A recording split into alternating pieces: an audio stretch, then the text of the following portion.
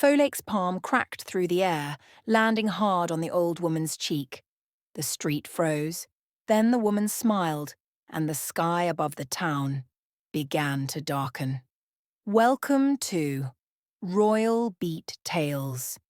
If you are just seeing us for the first time, please subscribe, like, and comment for more unique stories.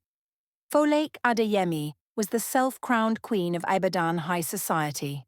As the wife of Chief Adeyemi, a billionaire business magnate in Oyo State, she lived in obscene luxury. Folake had a notorious habit of slapping anyone who annoyed her. Drivers, housemaids, shop clerks. No one was safe from her swift, stinging palm. In her view, a good slap was the quickest way to remind people of their place.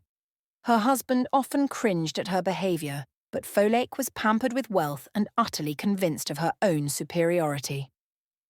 Folake's slap was feared across town. One Monday at an upscale boutique in Bodija, a young salesgirl accidentally stepped on Folake's designer shoes. Che! Folake's hand met the girl's cheek before the poor thing could blink. On another occasion, Folake slapped a waiter at a five-star restaurant simply because her soup was not hot enough. These incidents became gossip fodder in Ibadan. People whispered that Folake's right hand must itch if she went a day without slapping someone. Each time, Folake felt justified. No one would dare cross her again after a taste of her palm. She moved through life believing power and money placed her above basic courtesy or consequences. One hot afternoon, Folake's driver navigated through the usual traffic jam at Makola roundabout in Ibadan. As the car inched forward, hawkers swarmed with goods. A frail old woman with a tray balanced on her head approached Folake's rolled-down window, begging her to buy a sachet of cold water. Folake usually ignored street hawkers, but the oppressive heat made her relent. She nodded and reached for a cold sachet of pure water. In her haste, the old woman mistakenly burst the sachet water, splashing Folake's expensive silk blouse. There was a collective gasp from people around. Folake's eyes flashed with rage. She exploded out of the car, slapping the old woman hard. The woman staggered, nearly falling into the gutter. "You stupid old poor woman!" Folake shouted, her voice so loud. "Do you know how much this blouse costs?" The street fell silent as Folake struck the woman again, for good measure.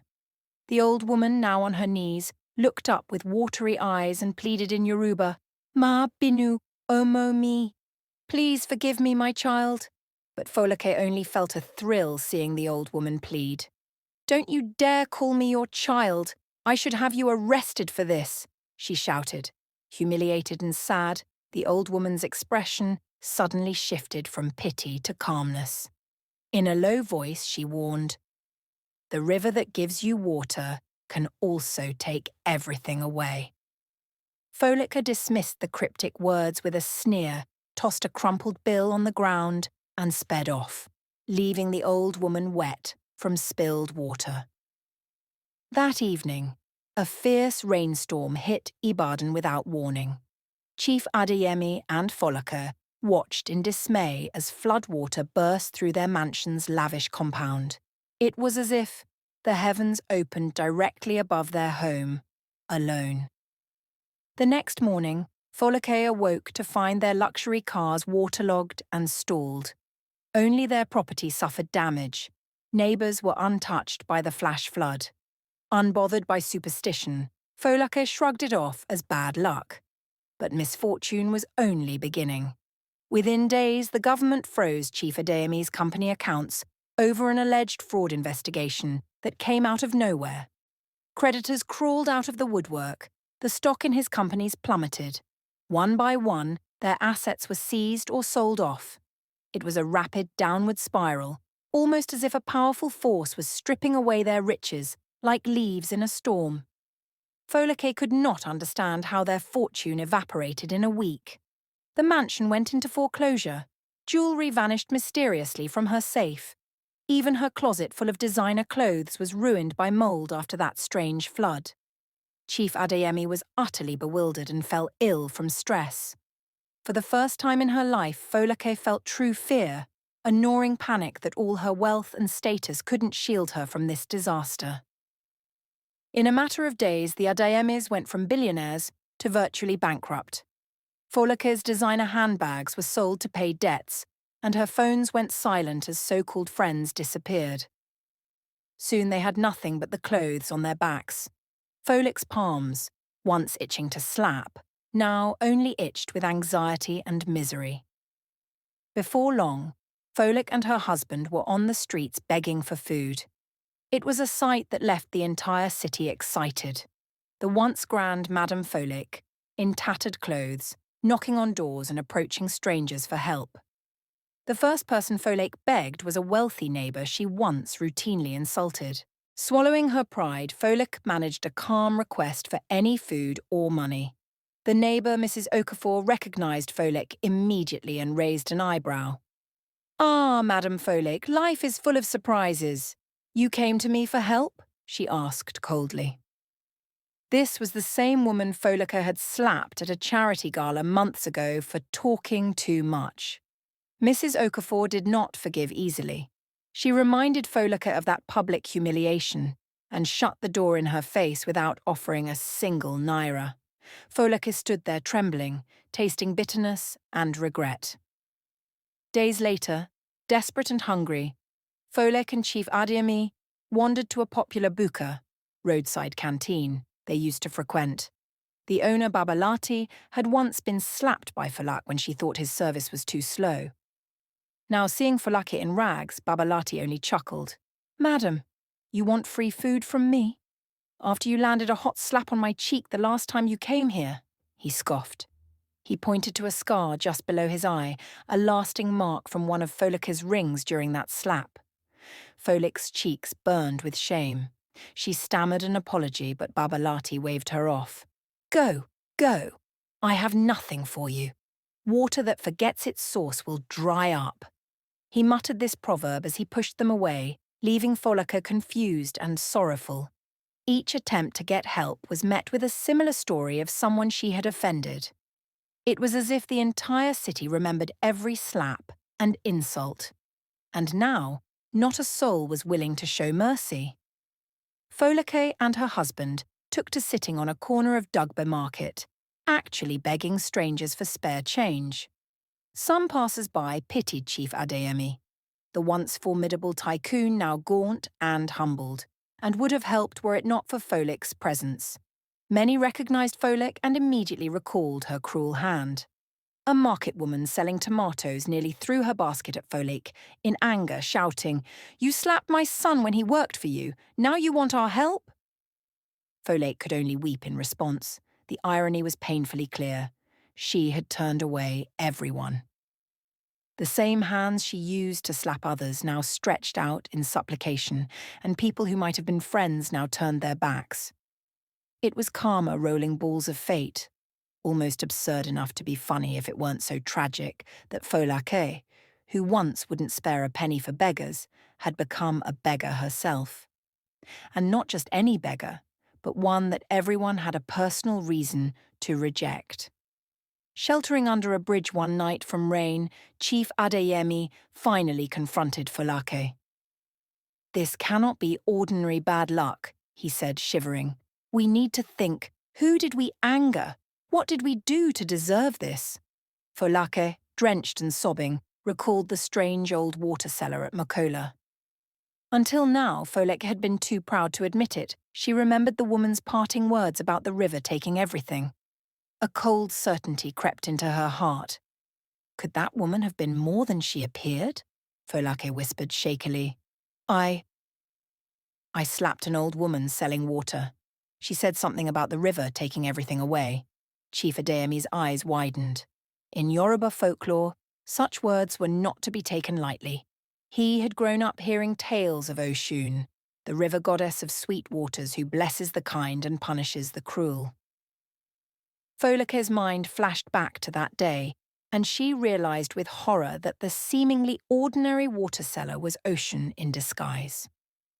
Overwhelmed with remorse, Folek burst into tears, truly sorry for the first time in her life, sorry for the pain she'd caused others, and terrified by the punishment she'd brought on her family. The couple decided to seek help from a traditional priest. The next morning, they used the last of their money to consult Baba Ifa, a respected diviner on the outskirts of the city.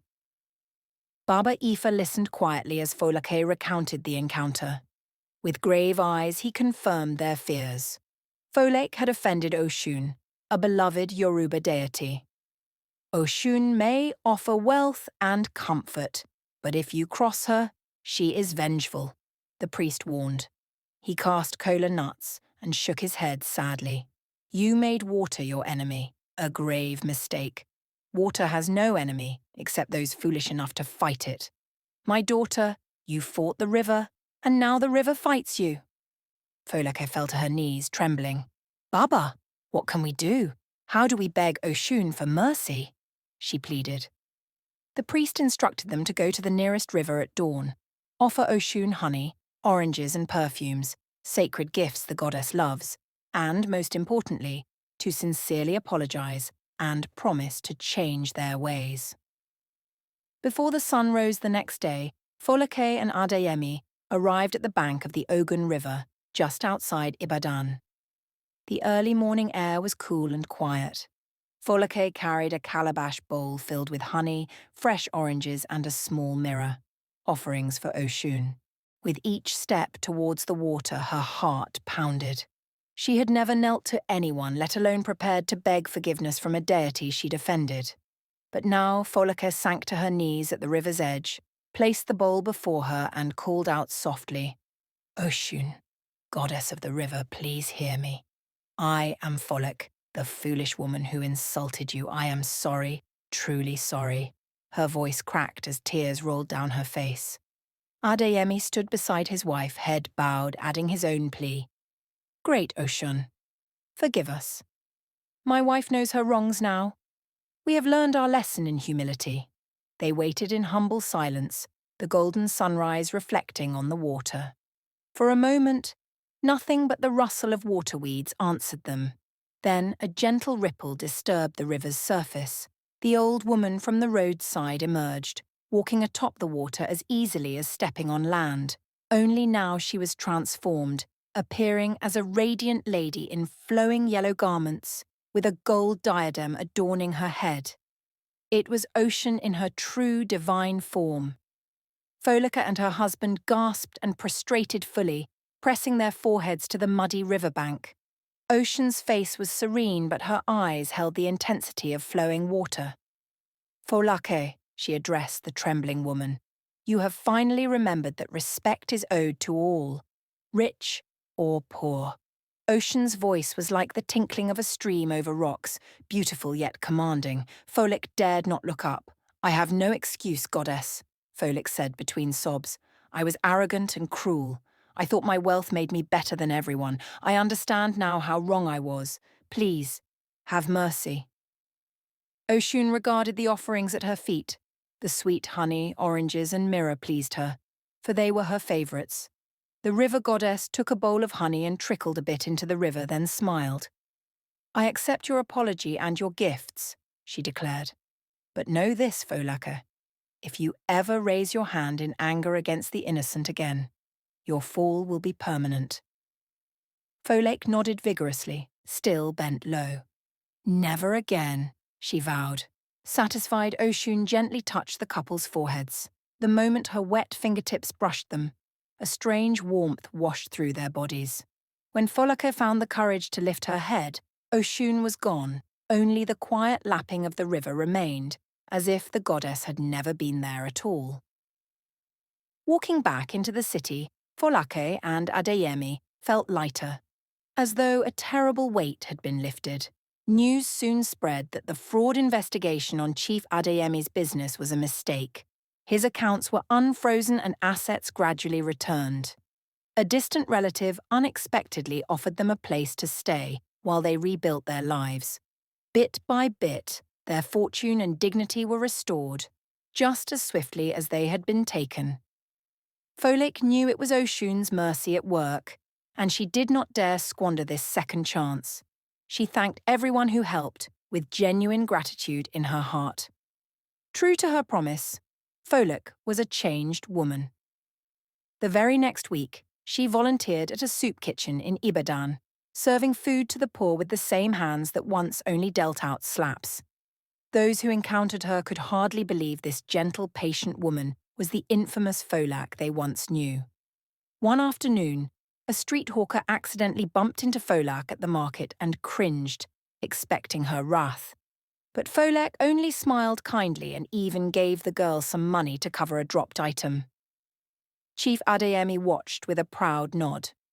Folak had learned that respect and humility mattered far more than wealth.